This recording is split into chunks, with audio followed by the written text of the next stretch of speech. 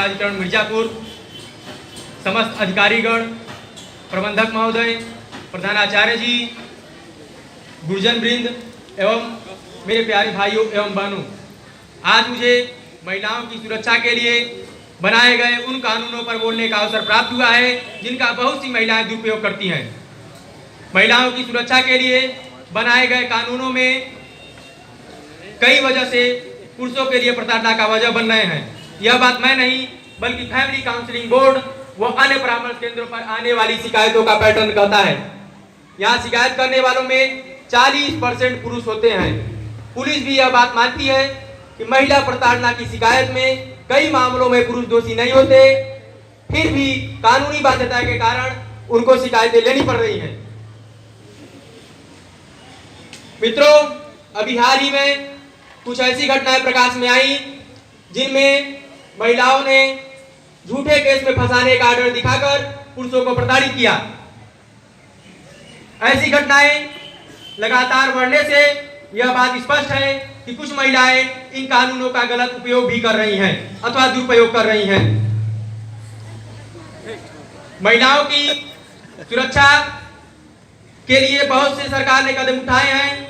महिलाओं को ये अधिकार उनको सुरक्षा के लिए दिए गए हैं, उनके सुरक्षा के लिए दिए गए हैं, लेकिन बहुत सी महिलाएं इनका दुरुपयोग कर रही हैं। यह कहना है नाया बोहरा का, जो कि एक मनोवैज्ञानिक है। नाया बोहरा जी के पास 40 से 50% केस ऐसे आए हैं जिनमें 35 वर्ष से अधिक के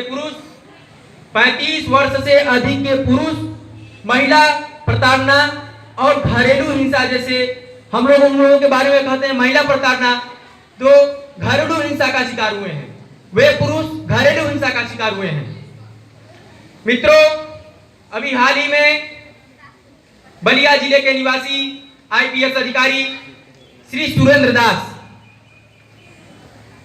जो कि कानपुर पूर्वी में सुपरिटेंडेंट ऑफ पुलिस के पद पर तैनात थे, इन्होंने सल्फास खाकर आत्महत्या कर ली।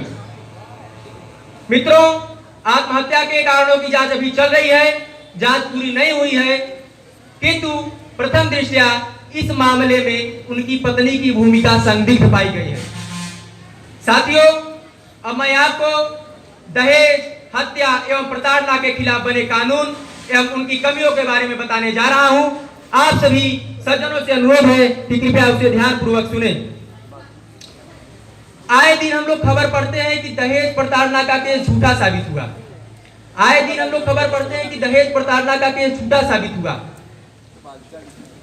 भारत में दहेज, प्रताड़ना, हत्या जैसी सामाजिक बुराइयों से महिलाओं को बचाने के लिए सन 1983 में भारतीय दंड संहिता आईपीसी में धारा 498A को जोड़ा गया। इसका उद्देश्य महिलाओं को इन सामाजिक बुराइयों से बचाना था। इस धारा के अनुसार महिला की एक शिकायत मात्र पर पुलिस बिना किसी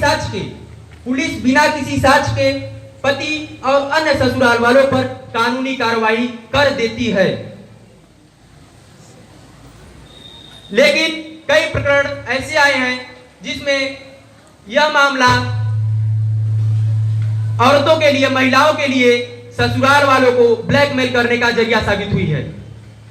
महिलाएं इस कानून का गलत उपयोग कर रही हैं, वहीं निर्दोष ससुराल वाले इस कानून की वजह से जेल तक जाने को मजबूर हैं।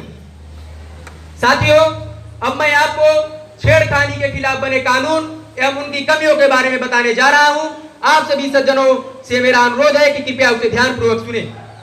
धारा 509, 294 आईपीसी के अनुसार कोई भी शब्द, मुद्रा, अवस्था जिससे महिला की मर्यादा का अपमान हो, धारा 354 आईपीसी कहा जाता है। यदि कोई पुरुष, कोई लड़का किसी महिला के साथ, किसी लड़की के साथ अभद्रता करता है तो उसे 2 वर्ष की सजा और जुर्माना अथवा दोनों हो सकता है। मित्रों, ये धाराएं बहुत ही अच्छी हैं, परंतु इसका जो दुष्प्रभाव है, महिलाएं इसका हथियार के रूप में प्रयोग कर रही हैं। घटनाएं, मित्रों, जब घटनाएं बढ़ने लगती हैं तो और भी कड़े कानून बना दिए जाते हैं। मित्रों, जब घटनाएं बढ़ने लगती हैं तो और भी कड़े कानून बना दिए जाते हैं, लेकिन इन कानूनों का पालन नहीं कराया जाता है। सवाल कानून बनाने का नहीं, इनका पालन कराने का है। सवाल कानून बनाने का नहीं, इनका पालन कराने का है। लेकिन आजकल कोर्ट के द्वारा दिए गए फैसलों का कितना पालन होता है, यह बात किसी से छिपी हुई नहीं है। भाइयों, महिलाओं की सुरक्षा के लिए केवल कड़े कानून बना देने से नहीं होंगी। महिलाओं की सुरक्षा केवल कड़े कानून बना देने से नहीं होंगी। इसके लिए भाइयों, इतने कानून बने हुए हैं, फिर भी इन अपराधों का ग्राफ निरंतर बढ़ता हुआ जा रहा है। निरंतर बढ़ रहा है इन अपराधों का ग्राफ, जिसका कारण मेरी दृष्टि में लगता है, जिसका कारण मेरी नजर में लगता है कि ऐसे अपराधियों पर कहीं न कहीं समाज और सरकार दोनों का संरक्षण रहता है। अपराध एवं बलात्कार करने वाले लोगों को कोई भी चुनाव नहीं लड़ने देना चाहिए, चाहे वो लोकसभा का चुनाव हो, चाहे राज्यसभा का चुनाव हो, चाहे विधानसभा का चुनाव हो, चाहे ग्राम पंचायत का चुनाव हो, कोई भी चुनाव नहीं लड़ने देना चाहिए। भाइयों, मैं यह नहीं कहता कि सभी महिलाएं इन कानूनों का गलत उपयोग करती हैं, लेकिन यह बात भी सत्य है कि ऐसे झूठे केस में फंसे पुरुषों का खबर मीडिया में आ चुकी है।